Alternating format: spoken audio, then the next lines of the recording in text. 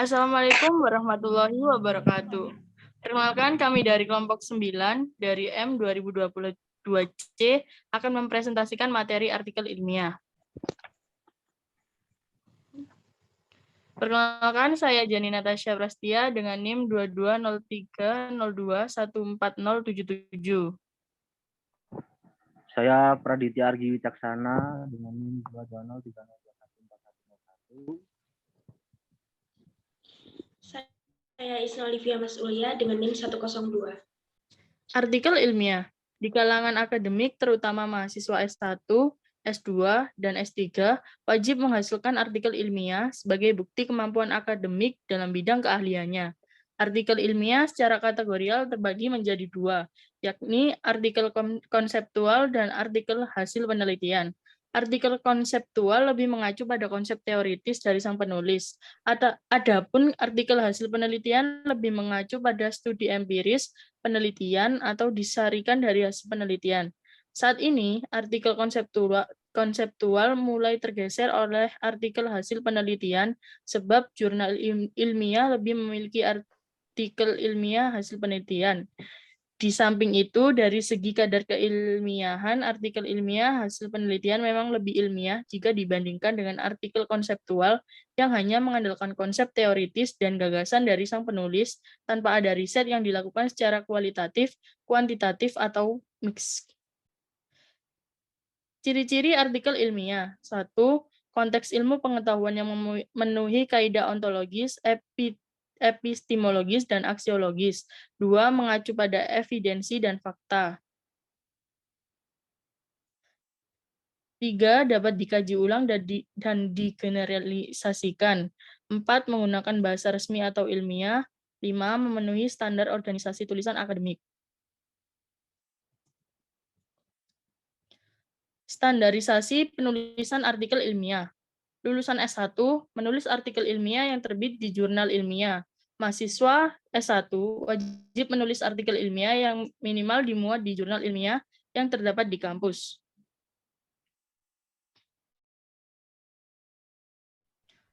Lulusan S2 menulis artikel di jurnal nasional diutamakan terakreditasi. Mahasiswa S2 wajib menulis artikel ilmiah di jurnal nasional terakreditasi minimal kategori Sinta 4. Lulusan S3 menulis artikel ilmiah di jurnal internasional. Mahasiswa S3 wajib menulis artikel ilmiah yang dimuat di jurnal internasional bereputasi terindeks global, misalnya Web of Science, WOS, atau Scopus. Organisasi artikel ilmiah. 1. Judul. Judul merupakan sebuah core atau inti dari sebuah artikel yang mempresentasikan topik. Panjang judul sekitar 5-12 kata. Judul yang terlalu pendek tidak bagus sebab tidak mampu mempresentasikan topik. Begitu juga jika terlalu panjang, dapat membingungkan pembaca. Karena itu, panjang pendek judul artikel ilmiah harus disesuaikan dengan topik yang dibicarakan. Hal yang tidak boleh dilupakan dalam penulisan judul, yakni 1. Judul relevan dengan isu yang mutakhir, current issue. 2. Judul artikel ilmiah memiliki tingkat orisinilitas tinggi dan bukan hasil plagiasi dari karya orang lain. 3. Judul memiliki nilai urgensi yang tinggi. Kriteria judul artikel ilmiah yang baik menurut LIPI adalah antara lain 1. Ketika seorang menuliskan judul, unsur keinformatifan dan kemenarikan harus dimunculkan. 2. Penulisan judul harus memenuhi unsur singkat sehingga tidak bertele-tele, jelas lugas sehingga memudahkan pembaca dalam mempresentasikan kegayutan dengan topik yang dibicarakan. 3. Penulisan judul harus memiliki relevansi dengan kata kunci yang dimunculkan oleh penulis. 4. Judul artikel penelitian harus memiliki kesesuaian dengan rumusan masalah penelitian. 5. Judul artikel diharapkan tidak memunculkan multitafsir yang membingungkan pembaca.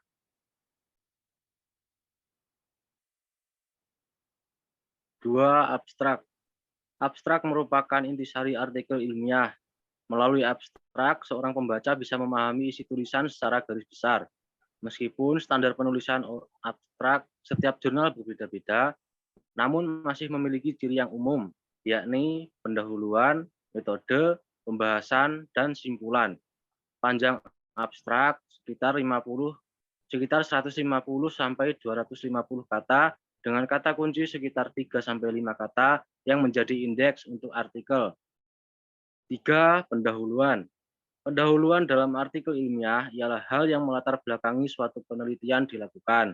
Dalam konteks ini, penulis harus menggunakan acuan penelitian terdahulu yang mutakhir, yaitu rentang 5 tahun terakhir dan memiliki relevansi dengan topik yang dibahas. Isi pendahuluan. Yang pertama, latar belakang. Latar belakang merupakan sebuah hal mengapa penelitian tersebut harus dilakukan.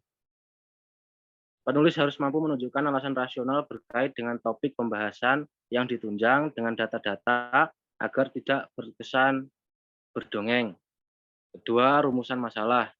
Rumusan masalah adalah turunan dari topik penelitian yang akan dieksplanasi dan dieksplorasi, karena biasanya dimunculkan dalam bentuk kalimat tanya.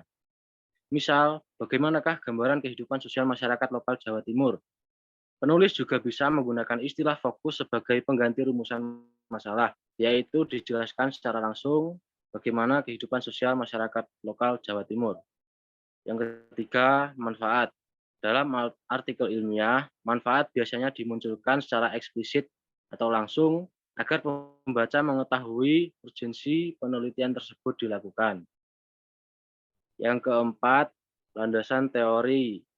Landasan teori berisikan tentang teori yang digunakan sebagai landasan untuk penelitian. Artinya, teori tersebut digunakan untuk menganalisis. Ibaratnya, teori adalah pisau yang digunakan untuk membedah sesuatu. Dalam penggunaan teori, harus diperhatikan kesesuaian teori dengan sumber data yang akan digunakan. Misal, jangan sampai seorang peneliti membedah semangka dengan silet. Itulah yang disebut dengan istilah relevansi teori dengan topik yang dibahas. Pemilihan sumber rujukan haruslah memiliki karakteristik seperti berikut. 1. Kemutakhiran data. Jika ada sumber rujukan menggunakan tahun 1990 dan satunya 2010, yang dipilih adalah sumber rujukan tahun 2020. Catatan materi yang sama. 2. Otoritas sang penulis. Jika ada buku yang memuat tentang filsafat dan ditulis oleh orang filsafat, sedangkan buku yang satunya memuat tentang tetapi ditulis oleh orang yang bukan berlatar belakang filsafat, yang dipilih adalah buku filsafat yang ditulis oleh orang filsafat. 3. Rujukan babon. Istilah rujukan babon adalah rujukan yang memang dijadikan sebagai rujukan utama. Yang kelima, metode penelitian. Metode penelitian berkait dengan strategi peneliti dalam mendesain, mengolah, menganalisis, dan memaparkan hasil penelitian. Ketika seseorang meneliti, mereka harus menentukan pilihan dalam hal pendekatan penelitian. Pendekatan penelitian bisa menggunakan kualitatif, kuantitatif, ataupun mixed. Pendekatan kualitatif lebih mengarah pada kekuatan deskripsi, eksplorasi, dan narasi. Pendekatan kuantitatif lebih mengarah pada pengangkatan dan statistik. Adapun pendekatan mixed menggunakan deskripsi, narasi, dan pengangkaan. Tahapan analisis data meliputi yang pertama identifikasi, yang kedua klasifikasi, yang ketiga reduksi, yang keempat paparan, dan yang kelima evaluasi atau refleksi. Teknik analisis data dalam penelitian kualitatif cenderung menggunakan model simultan sebab penelitian kualitatif selalu mengalami perubahan dalam proses penyusunan pendahuluan, kajian pustaka, metode, analisis, dan simpulan.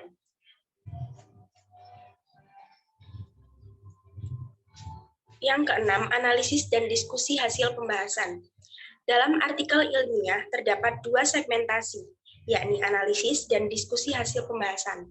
Analisis berkait dengan data utama yang dianalisis oleh peneliti. Adapun diskusi hasil pembahasan ialah analisis yang dihasilkan oleh peneliti didiskusikan, disintesiskan, dan dikomparasikan dengan hasil penelitian terdahulu. Disinilah letak novelty seorang peneliti dalam menghasilkan sebuah temuan penelitian. Dalam penulisan artikel jurnal, bagian ini 2 subbab, yakni analisis dan diskusi hasil pembahasan. Namun, ada pula yang menjadi 1 subbab saja, yaitu pembahasan. Simpulan yang ketujuh. Simpulan pada hakikatnya berkait dengan hasil menyimpulkan yang dimunculkan oleh peneliti dengan berdasarkan pada paparan sebelumnya atau hasil penelitian.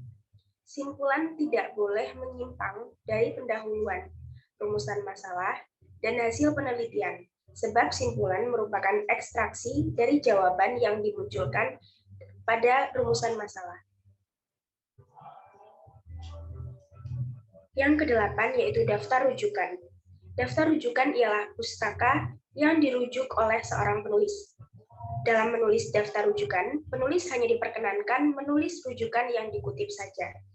Dalam penulisan daftar rujukan, seorang penulis diharapkan 1. Menulis rujukan yang relevan dengan topik artikel ilmiah yang ditulis.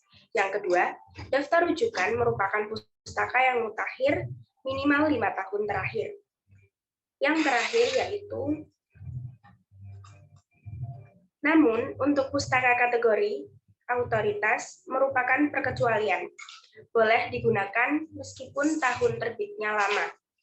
Yang ketiga, daftar rujukan merupakan rujukan yang primer bukan sekunder. Dan yang keempat, memilih daftar rujukan dari sumber atau penulis pertama yang berotoritas.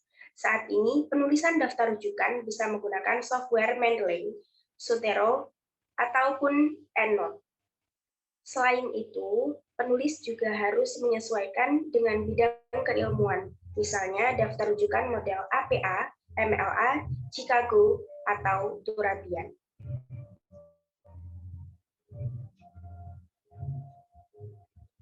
Sekian, terima kasih presentasi dari kelompok kami.